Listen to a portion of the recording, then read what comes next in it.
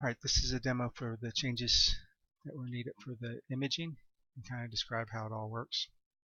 Like my browser window here shows all the network stuff going on.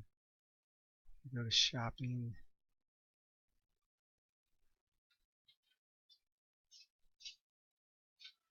Shop it, not go. Let's see. So show this first. One of the changes made is performance for how it loads the images and manages them and knows when they've been changed and telling the browser to cache and all that kind of stuff. So if we look down here, we can see all the activity going to the browser between the server and the browser.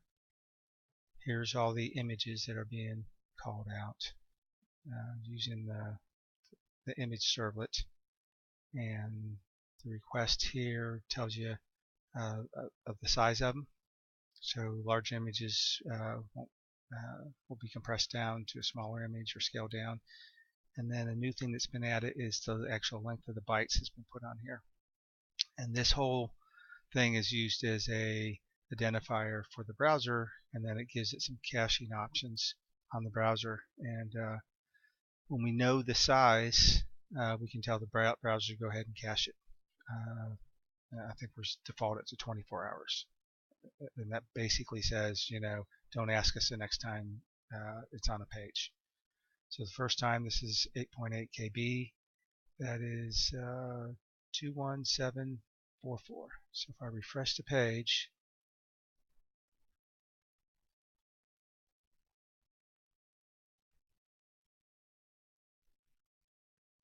get this out of the way here. 21744. It shows that did not have to make a request to the server. We look at the image, you can see how it's scaled down to 300. It gets to the page. We could probably even have it scaled down a little bit more, but it even gets rendered that way. So that shows basically a good improvement as far as how images are passed around between the client and the server, and how the caching is set up so it will be as efficient as possible as far as even requests to the server. So if we look at these again, so if I refresh the page, all those images are on the page, and all of them were from the cache. So that's even, so as you click around on this, you'll notice if I clear this out, let's see, on the top one again, it's not requesting anything from the server except making the AJAX request.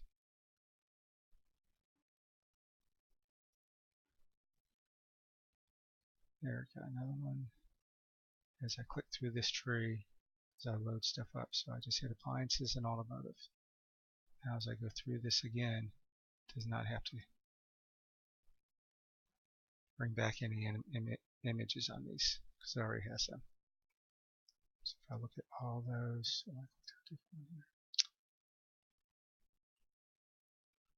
see how all that works. So to the avatar, the issue that we had is when we had one of our test files that we used, it had a PNG file and it was looking pink on us.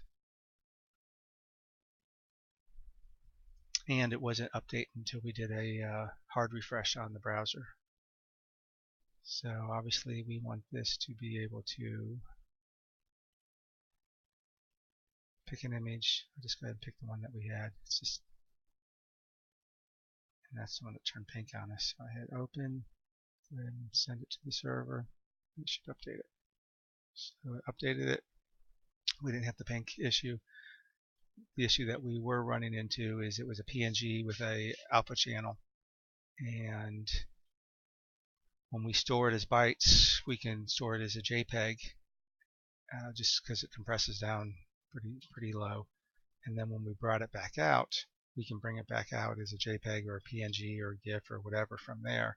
And it was bringing it out as a JPEG, which looks fine in the Java app, but does not work as far as a lot of other tools and browsers and software and stuff like that does not support JPEG with the alpha. So what I ended up doing with that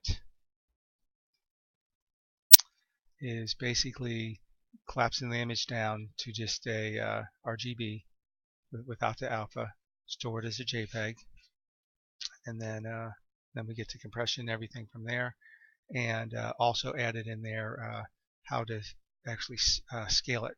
So like max width, max height, the image is huge, which a lot of them could be, it will automatically accept the file, scale it down, flatten it out as far as the RGB color model, and store it that way. And then when it brings it out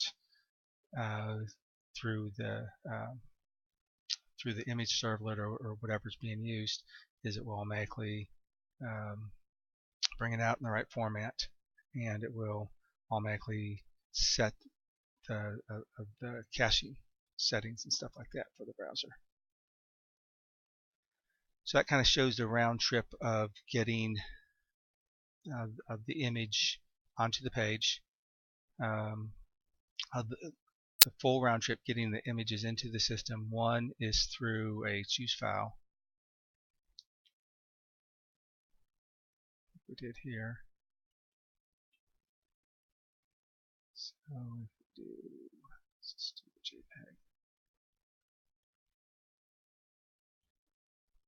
So we now have a component that was built to do this. Oops, that format. I don't know what all these files are. Hold on.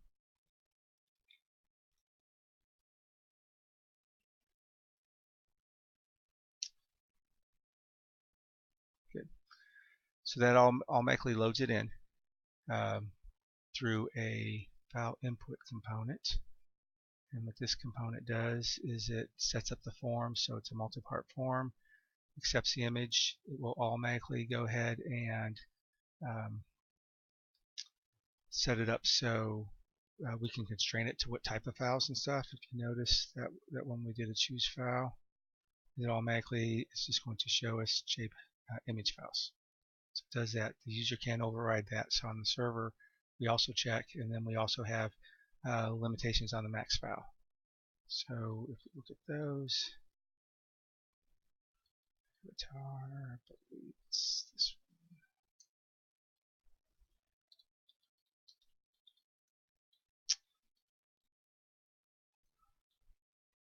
Look at this. We're telling it the max size for width and height to save it. So if it scale it, the max file size is 5 meg. Types of files, and then when it does load, we go ahead and make sure that there is an image store set up to store that image into. So this file input also tells us before the file and after the file is loaded, and we're also, by giving it where to store the bytes, it will automatically store it in the property, which again ends up being in the database. So that's kind of round trip on the browser side. On the client, admin client, should be able to go in here and see that avatar. Avatar, details, image. There it is.